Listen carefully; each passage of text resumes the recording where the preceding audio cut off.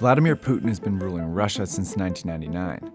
In that time, he shaped the country into an authoritarian and militaristic society.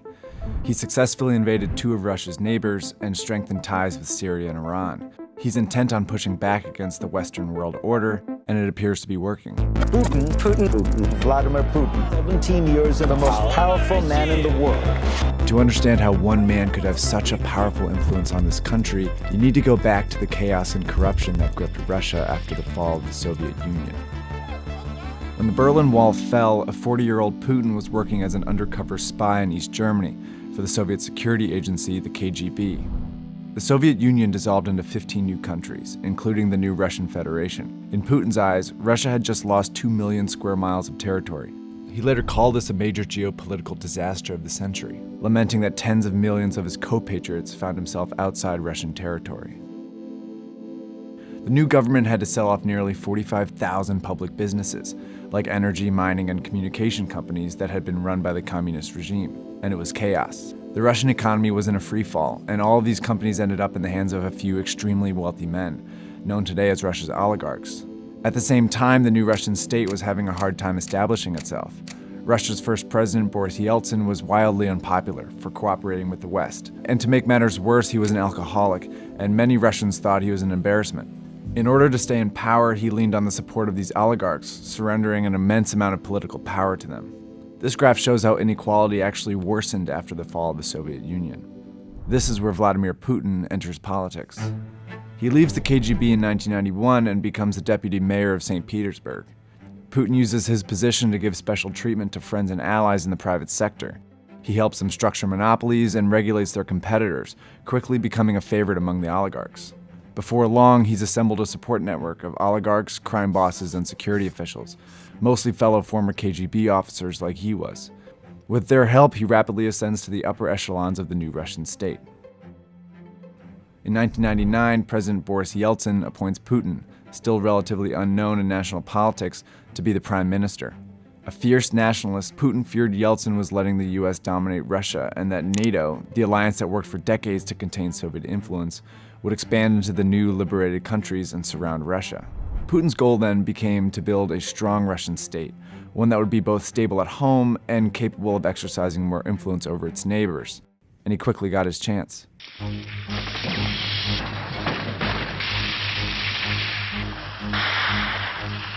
During the post-Soviet chaos, there was escalating violence in Chechnya, a region that had informally seceded from Russia in the mid-90s. Chechen warlords and terrorists were pushing into Russian territory and attacking the border. In August 1999, a series of deadly bombings killed more than 300 people in several Russian cities, including Moscow. Putin, the new prime minister, immediately blames Chechen separatists for the attacks. He regularly appears on Russian television, claiming he will avenge Russia. The population quickly rallies around him. Putin's approval ratings jump from 2% before the bombings to 45% after the bombings.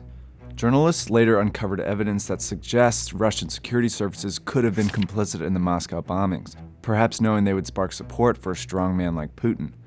But a closed-state investigation quickly quashed any dissenting theories. So Russia launches a popular and devastating war in Chechnya. The capital city of Grozny was leveled by Russian bombing, and some estimate close to 80,000 people died. And in less than a year, Russia successfully brings Chechnya back under its control. In December 1999, Yeltsin suddenly resigns, making Putin the interim president. In May, during the bloody campaign in Chechnya, Putin wins the presidential election. He begins to shape the Russian state to his vision. Patronage and corruption remain some of his key tools, but he quickly suppresses the oligarchs under his rule.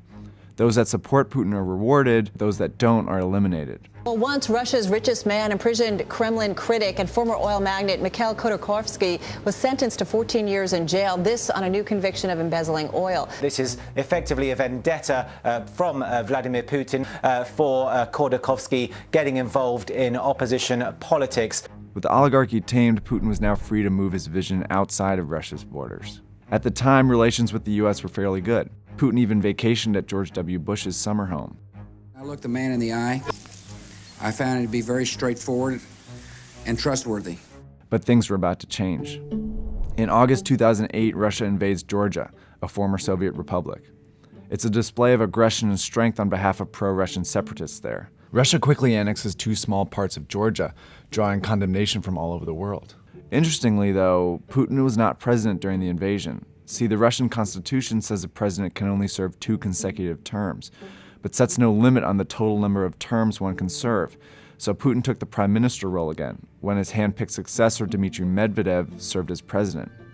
When Obama is elected U.S. president in 2008, he attempts to reset relations with Russia, and they make some progress, most notably to limit both countries' nuclear arsenals.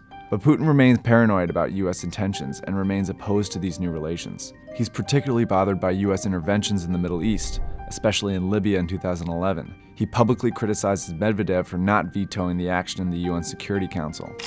Putin announces his candidacy for president and wins the 2012 election by a preposterous margin. Injustice, says Dmitry. This outrage can't continue. I'm here to say no to Putin. Putin starts his 3rd term once again amid chaos. He doubles down on his authoritarian governance style at home and his militaristic strategy abroad. But in both cases, he showcases a mastery of information.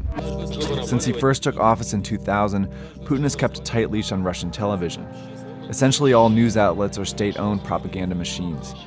His regime decides which stories air and how, always depicting him as the strong Russian leader. In 2012, he cracked down on human rights and civil liberties, making clear there was no room for dissent in his Russia.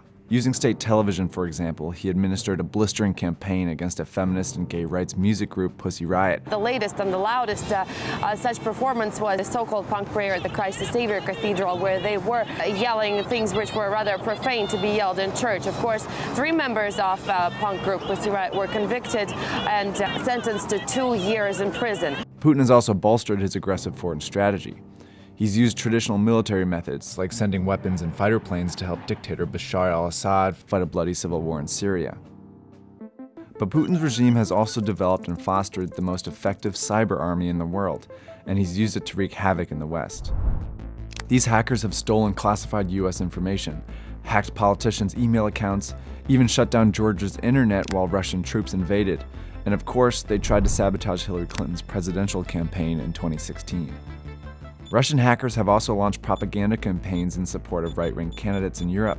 With this, Putin hopes to exploit and deepen the political divide in Western democracies. In 2014, the Putin vision culminated in the targeting of Ukraine, another former Soviet country. Ukraine's president was opening up to the West, and Putin feared he would join NATO. So Russian hackers launched a propaganda campaign against him, stoking protests in the pro-Russia eastern part of the country. He then sent in disguised Russian troops, and before long, violence erupts.